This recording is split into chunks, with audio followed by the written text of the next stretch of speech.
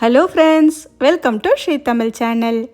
தக்காளி இருந்தால் இந்த மாதிரி ஒரு தொக்கு செஞ்சு வச்சுக்கிட்டிங்கன்னா இட்லிக்கும் தோசைக்கும் சாதத்துக்கும் சப்பாத்திக்குன்னு எல்லாத்துக்குமே ரொம்பவே நல்லாயிருக்கும்.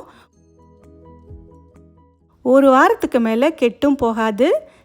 இந்த தொக்கு சாப்பிட்றதுக்காகவே எல்லாரும் இட்லி தோசை சப்பாத்தின்னு கேட்டு வாங்கி சாப்பிடுவாங்க. செய்யறதும் ரொம்ப ரொம்ப சுலபம்.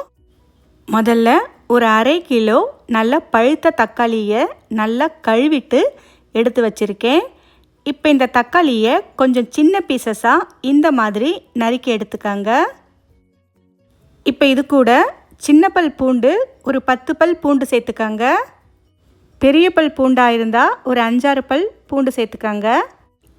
இப்போ இது கூட பெரிய நெல்லிக்காய் அளவுள்ள புளியை சேர்த்துக்கலாம். புளியை அப்படியே சேர்க்காம இந்த மாதிரி சின்ன சின்னதாக கிள்ளி சேர்த்துக்கங்க.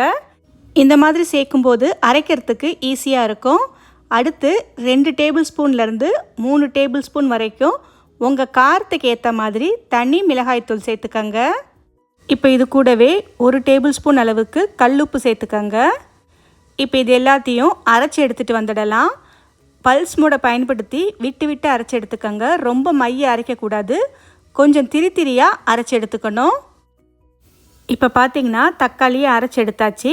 உங்களுக்கு பார்க்கும்போதே தெரியும், ரொம்ப மைய இல்லாமல் இந்த மாதிரி கொஞ்சம் திரியாக இருக்குது. இந்த மாதிரி இருந்தால் தான் நமக்கு தொக்கு செய்கிறதுக்கு நல்லாயிருக்கும். இப்போ இது அப்படியே இருக்கட்டும். அடுத்து ஒரு பேனில் ஒரு 1/4 கப் அளவுக்கு எண்ணெய் சேர்த்துக்கங்க. இது தொக்குன்றதுனால நமக்கு எண்ணெய் அதிகமாக தேவைப்படும். எண்ணெய் லேசாக சூடானதும் 1 ஸ்பூன் கடுகு சேர்த்து தாளிச்சிக்கங்க. கடுகு லேசாக பொரிஞ்சு வரட்டும். அடுத்து இதில் ஒரு 1/2 ஸ்பூன் சீரகம் சேர்த்துக்கங்க. சீரகம் பொரிஞ்சதும் 1 ஸ்பூன் கடலைப்பருப்பு, இன்னும் 1 ஸ்பூன் உளுத்தம்பருப்பு சேர்த்துக்கங்க. அடுத்து 3 காஞ்ச மிளகாயை விதை இல்லாமல் கிள்ளி சேர்த்துக்கங்க. அடுத்து ஒரு 7-8 சின்ன பல் பூண்டை லேசாக தட்டி சேர்த்துக்கங்க. இது எல்லாமே லேசாக பொரிஞ்சு வரட்டும். இந்த மாதிரி தாளிப்பில் பூண்டை தட்டி சேர்க்கும்போது நமக்கு வாசனை ரொம்பவே நல்லாயிருக்கும். அடுத்து 2 கொத்து கருவேப்பிலை சேர்த்துக்கலாம். கூடவே ஒரு 1/4 ஸ்பூன் அளவுக்கு பெருங்காயத்தூள் சேர்த்துக்கங்க. இது ரெண்டையும் சேர்த்து ஒரு முறை நல்லா கலந்து விட்டுக்கலாம். கொஞ்சமாக மஞ்சள் தூள் சேர்த்து கலந்து விட்டுக்கங்க.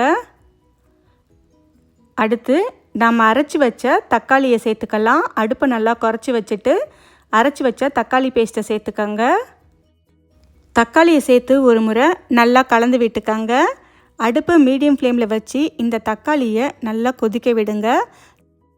இந்த தக்காளி பார்த்திங்கன்னா நல்லா கொதித்து பச்சை வாசனைலாம் போய் நல்லா சுருங்கி வரணும், எண்ணெயும் நல்லா பிரிஞ்சு வரணும். அது வரைக்கும் நாம் இதை கலந்து விட்டுட்டே இருக்கலாம், இடையில அடி பிடிச்சிடாமல் இருக்கிறதுக்காக. இப்போ பார்த்திங்கன்னா தக்காளி தொக்கு கொஞ்சமாக சுருங்கி வந்திருக்கு, எண்ணெயும் லேசாக பிரிய ஆரம்பிச்சிடுச்சு. இந்த சமயத்தில் உப்பு சரியாக இருக்கான்னு செக் பண்ணி பார்த்துக்கங்க. எனக்கு கொஞ்சம் உப்பு குறைவாக இருந்ததுனால கொஞ்சமாக உப்பு சேர்த்து கலந்து விட்டாச்சு. இந்த தொக்கு பார்த்திங்கன்னா இன்னுமே சுருங்கி வரணும். அதுக்குள்ளே நாம் ஒரு பொடி அரைச்சி எடுத்துகிட்டு வந்துடலாம். அதுக்கு ஒரு பேனில் 1 ஸ்பூன் அளவுக்கு கடுகு சேர்த்துக்கங்க. கூடவே 1 ஸ்பூன் அளவுக்கு வெந்தயம் சேர்த்துக்கங்க. அடுப்பை மீடியம் ஃப்ளேமில் வச்சு இந்த கடுகு வெந்தயம் ரெண்டுமே லேசாக பொரிஞ்சு செவந்து வர வரைக்கும் நாம் இதை வறுத்து விட்டுக்கலாம். கொஞ்ச நேரத்துலேயே பார்த்தீங்கன்னா வெந்தயமும் கடுகு பொரிஞ்சு வந்திருக்கும், வெந்தயம் இந்த மாதிரி செவந்து வந்திருக்கும். இந்த அளவுக்கு வந்ததும் இதை நம்ம வெளியே எடுத்துடலாம். ஒரு மிக்ஸி ஜாரில் சேர்த்து இந்த அளவுக்கு பொடியாக அரைச்சி எடுத்துக்கங்க. அரைச்ச இந்த பொடியிலேருந்து ஒரு சின்ன ஸ்பூன் அளவுக்கு மட்டும் பொடியை தக்காளி தொக்கில் சேர்த்துக்கங்க. இதை சேர்த்து ஒரு முறை நல்லா கலந்து விட்டுக்கலாம். மீதி பொடி இருந்துச்சுன்னா நீங்கள் மல்லி தொக்கு மாங்காய் தொக்குன்னு எதில் வேணாலும் பயன்படுத்திக்கலாம். டேஸ்ட் ரொம்பவே நல்லாயிருக்கும். இப்போ பார்த்திங்கன்னா எல்லாமே சேர்த்து கலந்து விட்டாச்சு. இது இன்னுமே நல்லா சுருங்கி எண்ணெய் பிரிஞ்சு வரணும்.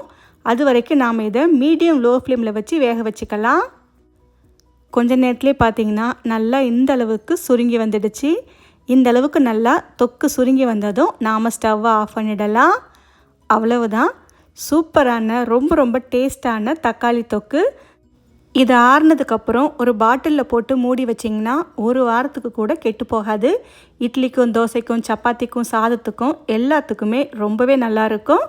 ஓகே ஃப்ரெண்ட்ஸ், இந்த ரெசிப்பியை உங்கள் வீட்டில் ஒரு முறை ட்ரை பண்ணி பார்த்துட்டு எப்படி இருக்குன்னு சொல்லுங்கள். இந்த ரெசிபி உங்களுக்கு பிடிச்சிருந்தா லைக் பண்ணுங்கள், ஷேர் பண்ணுங்கள். ஸ்ரீ தமிழ் சேனலுக்கு சப்ஸ்கிரைப் பண்ணுங்கள். தேங்க்ஸ் ஃபார் வாட்சிங்.